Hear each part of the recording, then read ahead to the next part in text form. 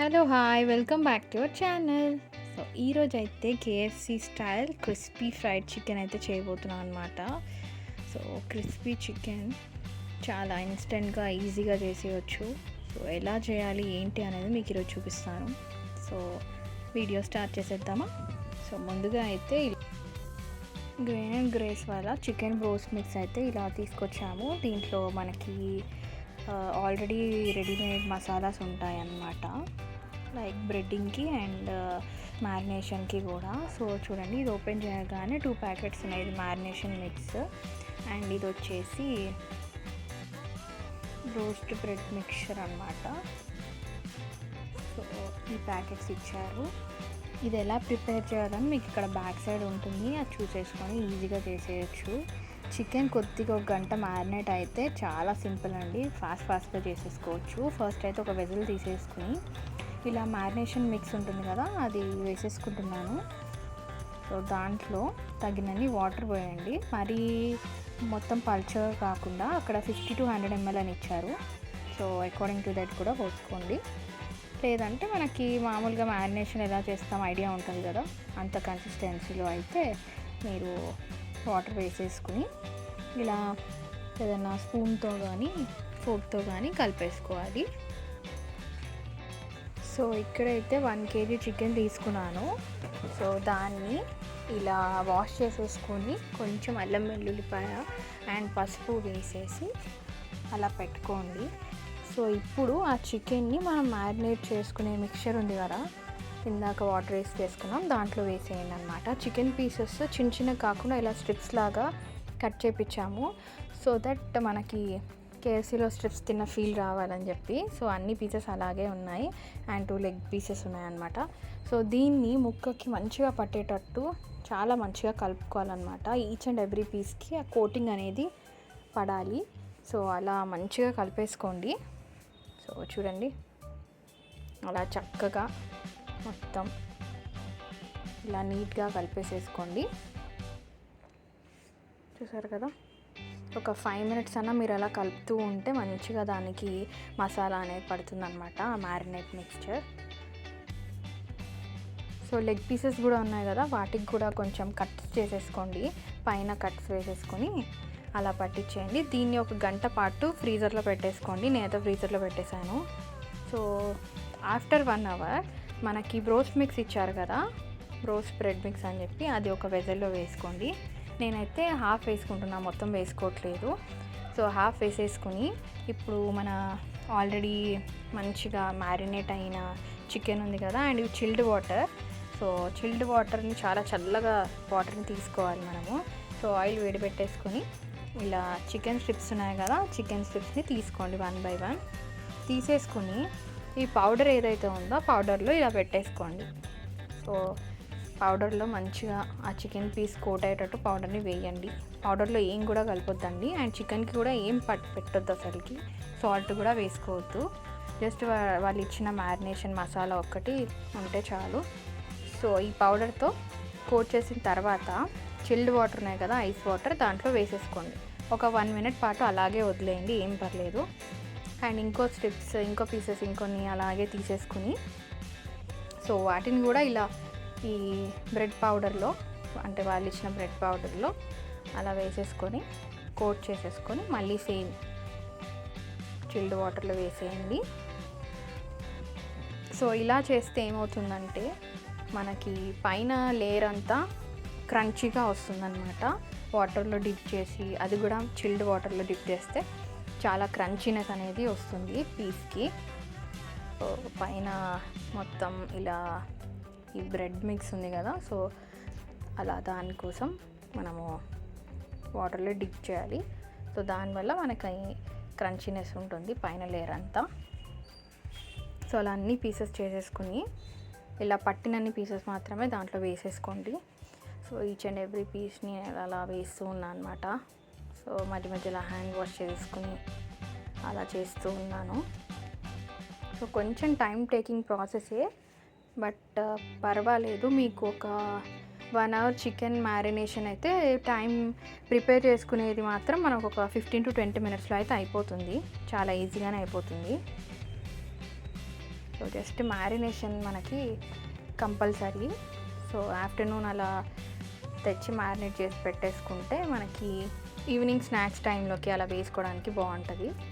1 or 2 hours అలా ఫ్రిడ్జ్లో పెట్టేసుకుని 1 or 2 hours, more than 2 hours అయితే ఫ్రీజర్లో పెట్టొద్దు, నార్మల్గానే పెట్టేసుకోండి. నేను 1 hour పెట్టాను కాబట్టి ఫ్రీజర్లో పెడితే బాగుంటుందని చెప్పేసి అలా ఫ్రీజర్లో పెట్టాను అనమాట. సో అలా ప్రతి పీస్ని అలా కోట్ చేస్తూ ఉంటే, మీరు కావాలనుకుంటే మీకు పైన లేయర్ ఇంకా కొంచెం ఫ్యాట్గా కావాలి, లేయర్ టేస్ట్ ఇంకా కావాలి అని అనుకుంటే డబల్ కోటింగ్ కూడా చేసుకోవచ్చు.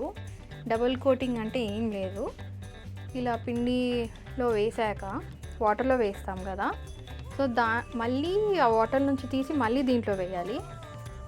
అలా వేసాక మళ్ళీ వాటర్లో వేసి అలా 2 times చేసుకోవాలన్నమాట, అంతే, సింపుల్.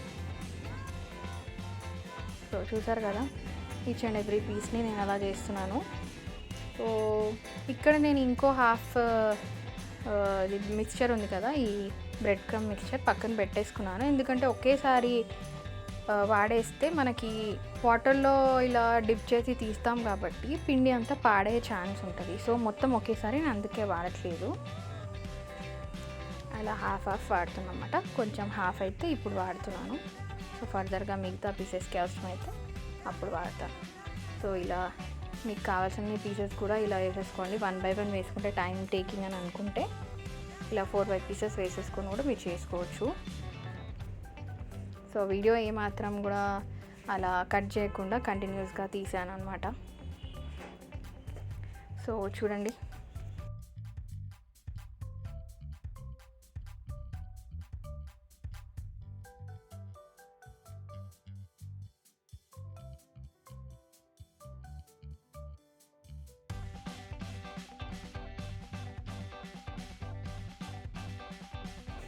సో మీకు కావాలంటే ఇలా డైరెక్ట్గా వాటర్లో వేసుకోకుండా ఇలాంటి స్పూన్స్ మీ దగ్గర ఉంటాయి, ఫ్రై చేసే స్పూన్స్ ఉంటాయి కదా.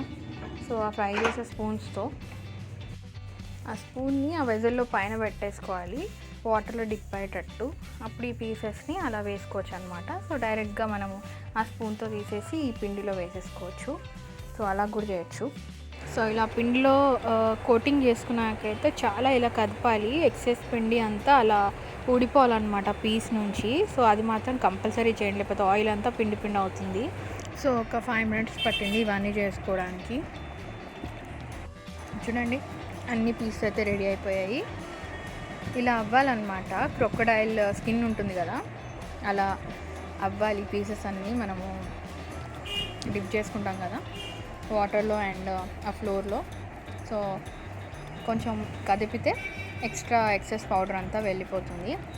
సో ఇవైతే గోల్డెన్ బ్రౌన్ వచ్చే వరకు మనం ఆయిల్లో ఫ్రై చేసుకోవాలి. ఆయిల్ అయితే చాలా వేడిగా ఉండాలన్నమాట.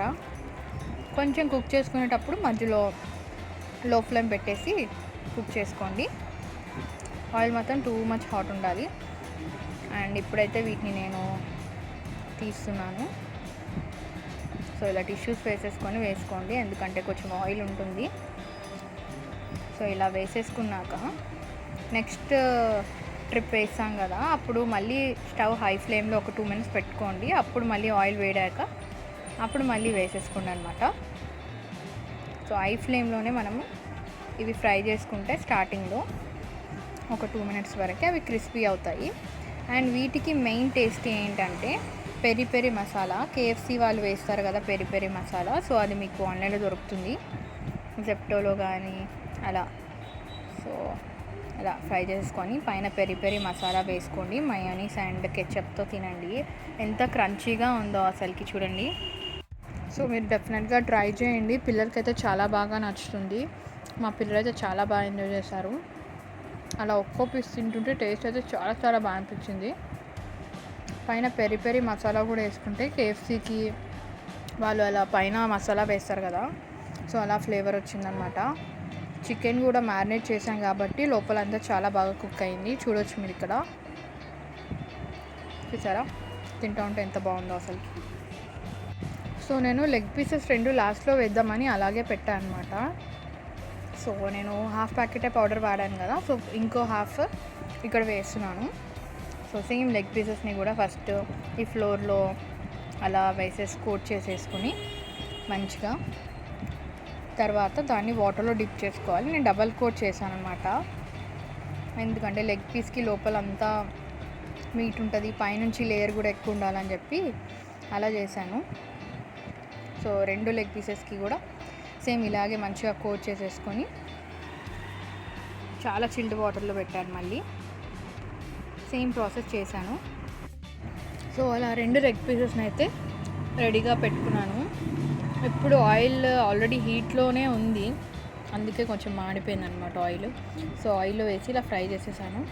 చూడండి, లెగ్ పీస్ అయితే రెడీ. సో ఇప్పుడు దీన్ని కూడా అలా మయోనీస్లో డిప్ చేసేసుకొని తినేస్తున్నాను. మంచిగా కుక్ అయింది, లోపలైతే టెండర్గా చాలా బాగుంది. చికెన్ అయితే చాలా క్రంచీగా కూడా అయింది.